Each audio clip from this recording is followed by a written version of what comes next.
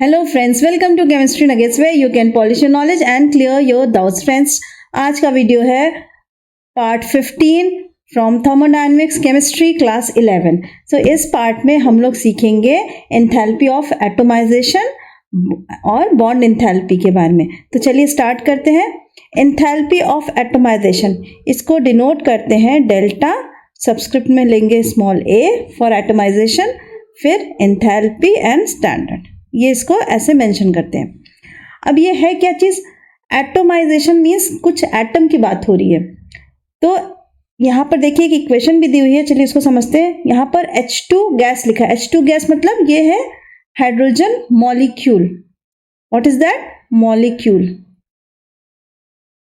जब hydrogen molecule बन रहा, क्या हमें दे रहा है? 2 हाइड्रोजन एटम। तो ऐसी रिएक्शन में क्या हो रहा है? एक मॉलिक्यूल है, वो मॉलिक्यूल से एटम कब बनता है? जब मॉलिक्यूल के जितने भी एटम्स हैं उनके बीच जो बॉन्ड है वो ब्रेक हो जाए तो अलग अलग एटम्स बन जाते हैं। तो वो यहाँ पर वही चीज हो रही है। तो क्या? The enthalpy change on breaking 1 mole of bonds completely to obtain atoms in the gaseous phase is known as enthalpy of atomization। ठीक है, तो क्या कह रहे हैं कि जब 1 मोल ऑफ बॉन्ड टूटेगा और उसमें से एटम बनेंगे, कब? गैसियस फेज में ही होना चाहिए पूरा प्रोग्राम। तब जो एंथैल्पी चेंज हो रहा है उस एंथैल्पी चेंज को हम कहेंगे एंथैल्पी ऑफ एटोमाइजेशन। ठीक है, तो एंथैल्पी ऑफ एटोमाइजेशन समझ आ गया? जो भी एनर्जी चेंज होगा एक बॉन्ड के टूटने में, यानी कि एक मॉलिक्यूल से एक एटम को बनने में। ठीक, अब इसका एक एग्जांपल तो आपने ले लिया हाइड्रोजन का। दूसरा एक और एग्जांपल है, बहुत ही आसान, मीथेन। मीथेन गैसियस फॉर्म में अगर हम लें तो अगर इससे क्या बनेगा? कार्बन बनेगा गैसियस फॉर्म में और 4 हाइड्रोजन एटम बनेंगे गैसियस फॉर्म में। तो इसमें जो एंथैल्पी चेंज होगा, ये एक रिएक्शन है। इसमें 1 मोल ऑफ मीथेन गैस लिया हमने। इस मीथेन गैस में क्या क्या था? कार्बन था और हाइड्रोजन था। तो ऐसी रिएक्शन जिसमें कि कार्बन और हाइड्रोजन सब अलग अलग हो गए, यानी कि ये एक मॉलिक्यूल था मीथेन का और इससे कार्बन एटम बना और 4 हाइड्रोजन एटम बने। तो यहाँ पर क्या हुआ? एटोमाइजेशन हुआ। अब इसमें जो एनर्जी चेंज आएगा, enthalpy change, delta H a standard, वो हो जाएगा 1665 किलो जूल पर मोल। अब यहाँ ध्यान देने की एक बात है कि हमने दोनों बार देखा कि जो एंथैल्पी चेंज है वो पॉजिटिव है, यहाँ भी पॉजिटिव है। इसका मतलब कि एंथैल्पी ऑफ एटोमाइजेशन एक एंडोथर्मिक प्रोसेस है। क्या है ये? It's a endothermic process. It means कि जब भी हमें बॉन्ड ब्रेक करना है तो हमें एनर्जी देनी होगी। ठीक है, तो जब हम एनर्जी देते हैं तो एंथैल्पी पॉजिटिव रहेगी। एंथैल्पी पॉजिटिव है, इसका मतलब हमने एनर्जी दी है। दोनों ही तरीके से समझ सकते हैं। ठीक है, चलिए ये तो हो गया एटोमाइजेशन। अब अगला पॉइंट आता है बॉन्ड एंथैल्पी। एक पीछे एक पॉइंट मिस हो गया है, फिर से देख लीजिए। सोडियम का यहाँ पर एग्जाम्पल दिया था, ये एग्जाम्पल बुक में दिया हुआ है हमारे NCERT. Sodium in the solid state से टर्न अप हो रहा है, बदल रहा है सोडियम इनटू गैसियस फेज। अब यहाँ क्या हो रहा है? 1 मोल ऑफ सोडियम जो था सॉलिड स्टेट में, वो 1 mole of sodium gaseous phase में आ रहा है। अब यहाँ पर डेल्टा एच है हमारा 108.4 किलो जूल पर मोल। अब यहाँ पर देखने से क्या लग रहा है? सॉलिड टू गैस हो रहा है, इसका मतलब सब्लिमेशन हो रहा है। ठीक है, तो इस केस में जो हमारा एंथैल्पी ऑफ एटोमाइजेशन है उसको हम एंथैल्पी ऑफ सब्लिमेशन भी कह सकते हैं।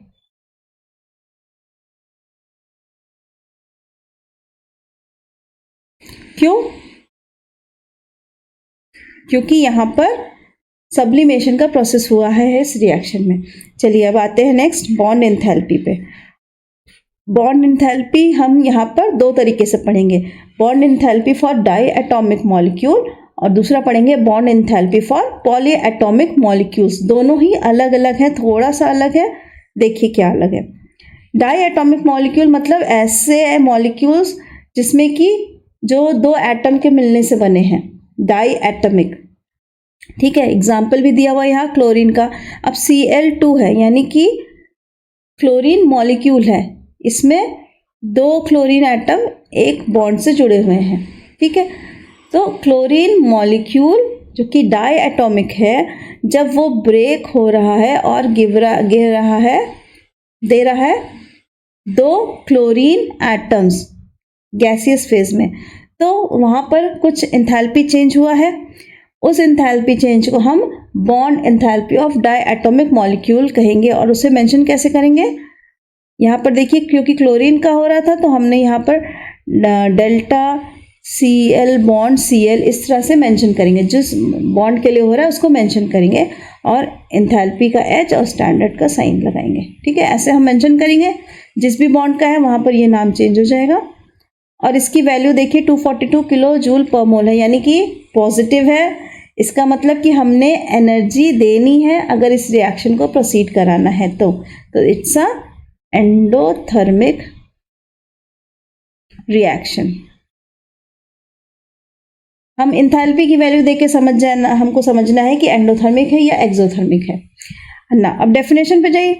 The change in enthalpy when 1 mole of covalent bonds of gaseous covalent compound. अब देखिए पॉइंट है, समझना है, 1 मोल ऑफ कोवेलेंट बॉन्ड होना चाहिए और फेस कैसी होनी चाहिए? Gaseous phase of covalent compound होना चाहिए।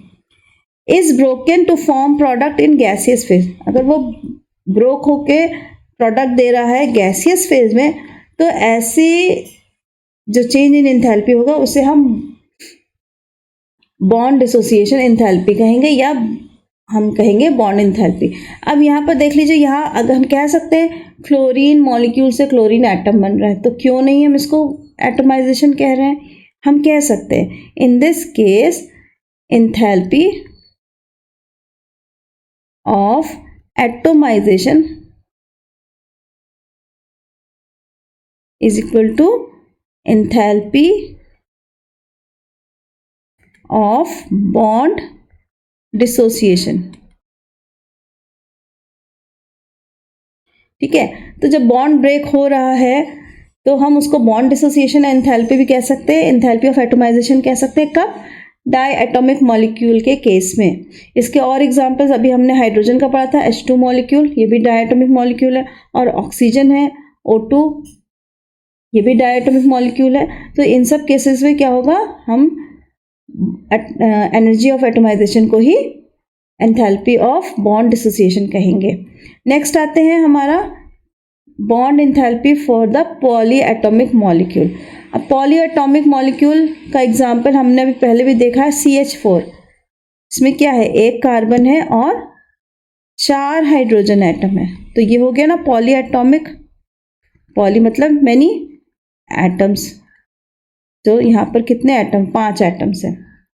तो ऐसे अगर कोई मॉलिक्यूल्स हैं जो कि इसमें बहुत सारे एटम्स हैं, 2 से ज़्यादा एटम है, तब क्या होता है? तब हम अब क्योंकि 4 बॉन्ड यहाँ इन मीथेन के केस में देखें तो यहाँ पर कितने बॉन्ड हैं? 1 2 3 और 4 बॉन्ड है। अब ये चारों बॉन्ड टूटेंगे, इन चारों बॉन्ड के टूटने में क्या होगा? सब बॉन्ड के टूटने में एनर्जी अलग अलग अप्लाइड होगी, जो एंथैल्पी चेंज होगा वो डिफरेंट होगा, सेम नहीं होगा। क्यों? क्योंकि कार्बन ने चारों को कस के पकड़ रखा है। अगर हम किसी तरह मैनेज कर लिया, खूब एनर्जी दी और एक को बाहर निकाल लिया, एक हाइड्रोजन को, अब क्या करेगा कार्बन के पास तो एनर्जी उतनी है ना, तो जो उसका एक हाथ समझ लीजिए छूट गया, तो बाकी 3 को वो और टाइटली पकड़ लेगा। जो बचे हुए 3 हाइड्रोजन उनको वो कार्बन और टाइटली पकड़ लेता है। अब हमें क्या करना है? अब हमें अगले सेकंड कार्बन को छुड़ाने के लिए हमें पहले वाले कार्बन से ज़्यादा एनर्जी देनी पड़ेगी। ठीक है, तो यहाँ पर सेकेंड रिएक्शन के लिए एंथैल्पी बढ़ जाएगी। जैसे कि यहाँ पर 4 रिएक्शंस होंगी।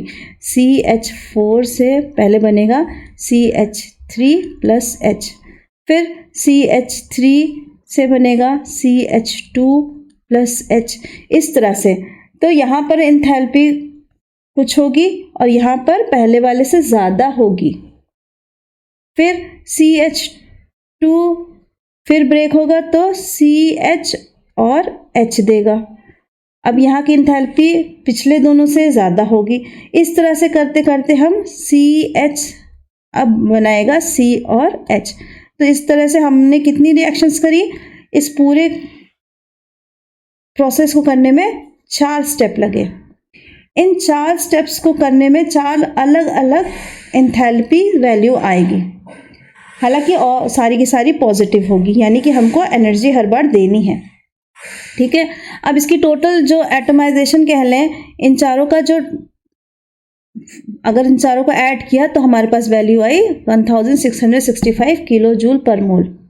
लेकिन लेकिन लेकिन यहाँ पर इससे काम नहीं चलेगा।